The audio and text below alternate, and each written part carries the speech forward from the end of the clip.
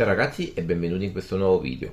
Oggi andrò a stilare una classifica, una top 5 delle auto più divertenti che non pagano il superbollo, al limite proprio del superbollo. Ebbene sì, purtroppo in Italia abbiamo questa tassa inutile. Io penso che sia inutile il bollo, figuriamoci il superbollo. Prima di fare questo però voglio fare un po' di chiarezza per quanto riguarda questo tema.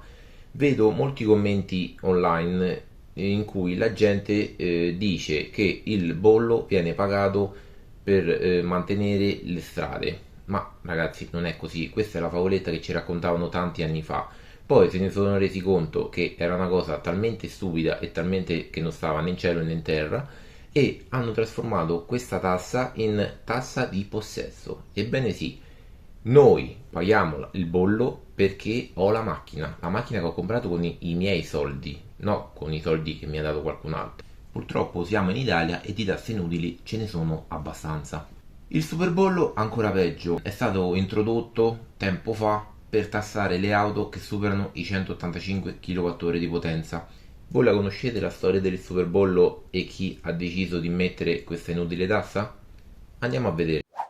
Il superbollo venne introdotto per la prima volta, non so se lo sapete, nel 2011 dal governo Berlusconi. Decise di introdurre questa inutile tassa, scusate se lo ripeto più volte, ma per me è un'inutile tassa, per contrastare l'inquinamento ambientale e per risanare le casse del governo. All'epoca il superbollo si pagava oltre 225 kWh e ogni kilowattora che veniva superato veniva a costare 10 euro. L'attuale riforma è quella che ha deciso di introdurre il grande governo tecnico Monti a fine 2011, che ha inasprito ulteriormente questa tassa, abbassando la soglia a ben 185 kWh e ogni kilowattora che superava questa soglia veniva a costare ben 20 euro a kilowattora, quindi una tassa ulteriormente più pesante rispetto a quella precedente. Però ha introdotto il principio di riduzione per quanto riguarda l'anzianità dell'auto. Diciamo che serve poco e nulla, però vabbè. Che poi si sono resi conto che con il passare del tempo questa tassa non andava ad arricchire ulteriormente le casse del governo, però hanno deciso di lasciarla. Bene, torniamo a noi dopo questo preambolo e andiamo a fare la top 5 come vi ho detto in precedenza. Siete pronti?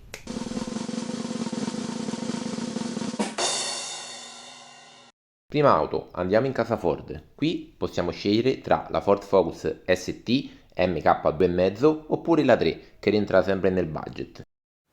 Ford Focus ST 2005 Turbo 225 cavalli. Inizio produzione dal 2007 al 2010. Possiamo trovarla nella configurazione 3 e 5 porte. È un 5 cilindri in linea che sviluppa una potenza di 226 cavalli, 166 kWh e ben 320 Nm di coppia. Cambio rigorosamente manuale. Poi, se siete degli amanti delle modifiche con uno scarichetto, suona benissimo. Focus ST MK3.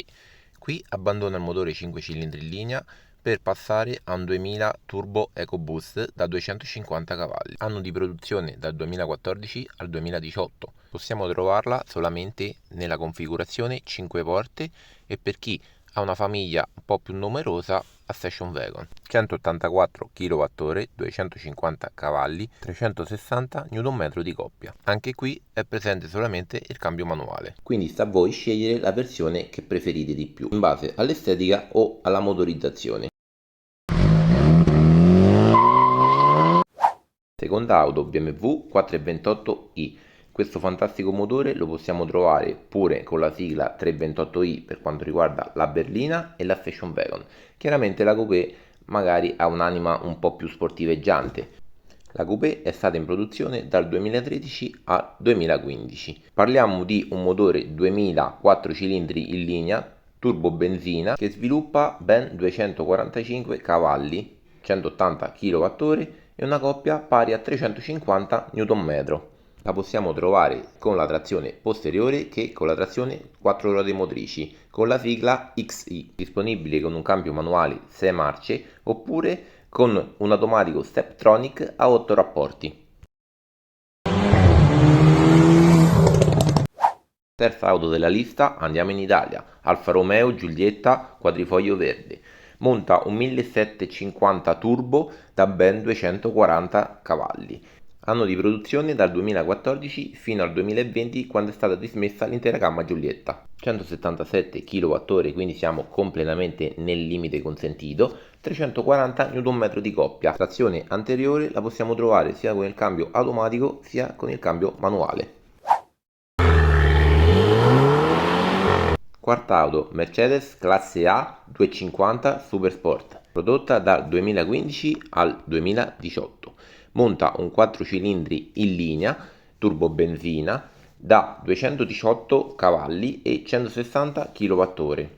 Una coppia massima di 350 Nm. La potete trovare anche nella versione berlina con la sigla CLA e Station, CLA Shooting Brake. Trazione anteriore la possiamo trovare anche a 4 ruote motrici, cambio automatico oppure manuale. BMW 330i. Dopo tutti questi turbo benzina che abbiamo elencato in precedenza, andiamo a finire una lista con un bel aspirato. E che aspirato, signori? Famosissimo 3000 6 cilindri in linea BMW, capace di erogare una potenza di 231 cavalli, quindi 170 kWh, e una coppia massima di 300 Nm, trazione rigorosamente posteriore. Cambio, vi consiglio altamente il manuale 6 marce perché l'automatico di quei tempi era abbastanza lento. La possiamo trovare in tutte le versioni che desideriamo, cioè coupé, 5 porte, station wagon e addirittura cabrio. È stata prodotta dal 1998 al 2005, quindi eventualmente avete anche dei benefici per quanto riguarda il bollo auto, visto che può essere definita come auto storica. Eccoci qua. Cosa ne pensate di questa top 5? Quale auto mettereste nel vostro garage? Oppure avete un'idea completamente differente delle vostre auto divertenti? Bene, se volete scrivetelo qui sotto nei commenti. Ricordati di seguirmi, che è completamente gratuito, e a me dai una grande mano a far crescere il canale. Mi raccomando, ci vediamo nel prossimo video. Ciao!